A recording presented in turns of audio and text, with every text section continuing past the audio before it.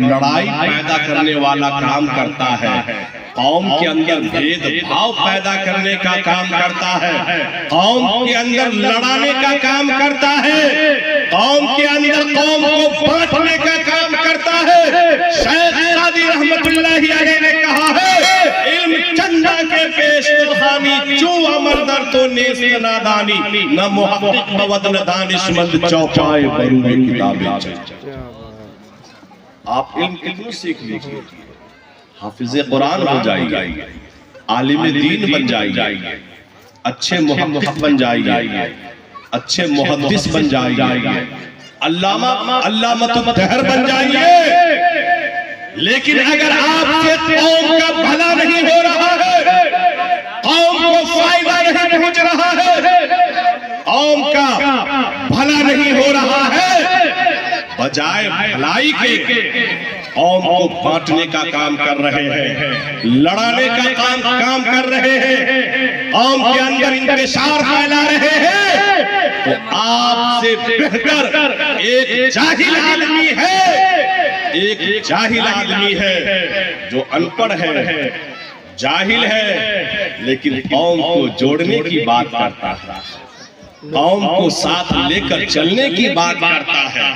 समाज के अंदर अमन और शांति को बहाल रखने का काम करता है।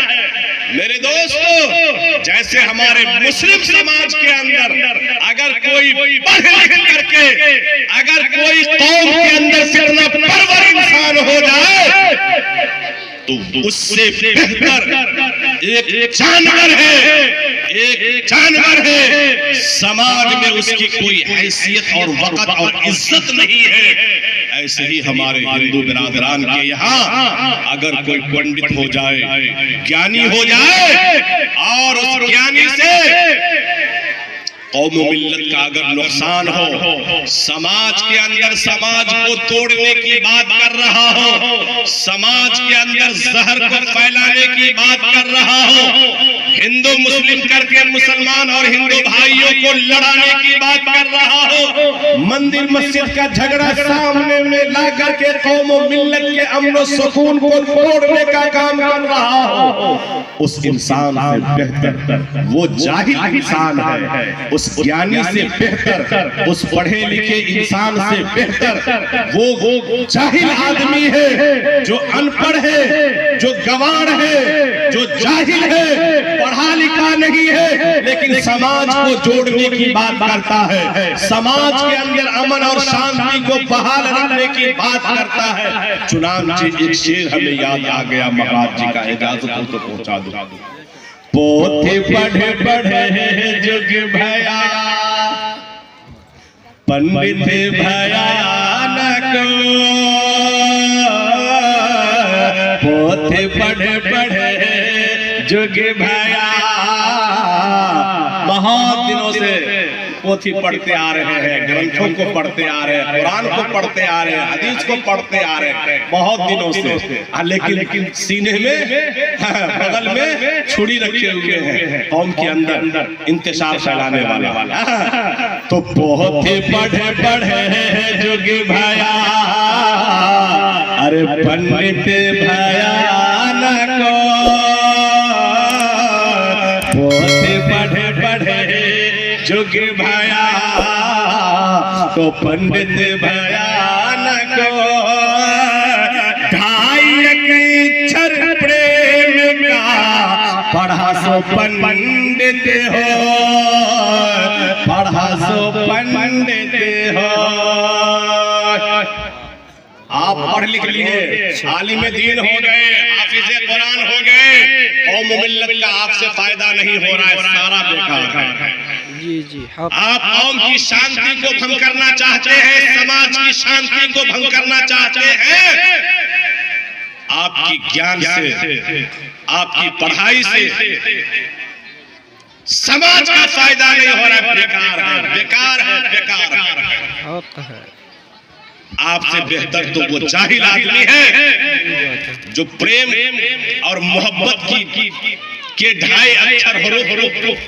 पढ़ करके समाज को जोड़ने वाला काम कर रहा है, समाज में अमन और शांति को बहाल रखने वाला काम कर रहा है, तो आपसे बेहतर एक जाहिल आदमी है। चाहे हमारे मुस्लिम समाज की बात हो या हमारे बिरादराने वतन हिंदू समाज की बात हो, आज इंसान अपनी मफाद के लिए, अपनी कुर्सी के लिए सोचता है कौन सा पेच चल जाए, कौन सी बात उगल दे, कौन सा जहर निकाल दे कि समाज डिवाइड हो जाए, समाज का अमन शांति भंग हो जाए, समाज टुकड़े टुकड़े में बट जाए और उससे हमें कुर्सी का फायदा हो जाए। मेरे दोस्तों बुजुर्गों, आप समाज को बांट करके अगर कुर्सी की गद्दी को पाना चाहते हैं, ये आपका भ्रम है। इसके अंदर आप हमेशा इस कुर्सी पर जमे हुए विराजमान नहीं रह सकते हैं। थोड़ी देर के लिए लोग आपकी बातों में तो आ जाएंगे, जब असलियत का पर्दाफाश होगा आपकी कुर्सी आपके तले से खींच लिया जाएगा। इसीलिए अगर आप अल्लाह ने, ईश्वर ने, परमेश्वर ने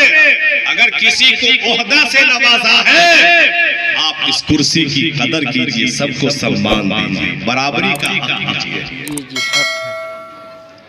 ये नहीं कि गए और समाज के अंदर हमेशा दिल्ली में रहे, पटना में रहे, 5 दिन के लिए गांव घर समाज में नहीं आए, ऐसा जहर उगल दिए कि समाज में आपस में लड़ना शुरू कर दिया। वानिए सा बोलिए, बात ऐसी कीजिए, वानी कहते हैं बात को, अरे वानिए सा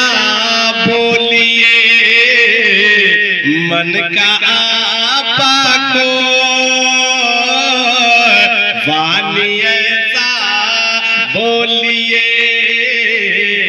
मन का आपा को, अपना तन शीतल रहे औरों का सुख हो, औरों का सुख हो। एक